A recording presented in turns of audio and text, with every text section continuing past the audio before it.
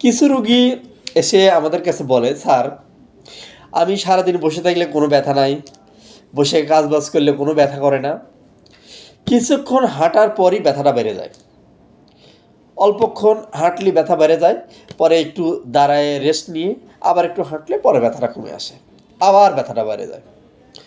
এই ক্ষেত্রে এই কেসটাকে আমরা বলে থাকি এক্সটেনশন ইনটলারেন্স।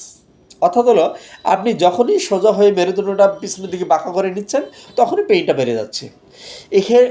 এই ক্ষেত্রে অনেকগুলো ফ্যাক্টর আছে যেগুলোর কারণে আপনার ব্যথাটা বেড়ে যাচ্ছে।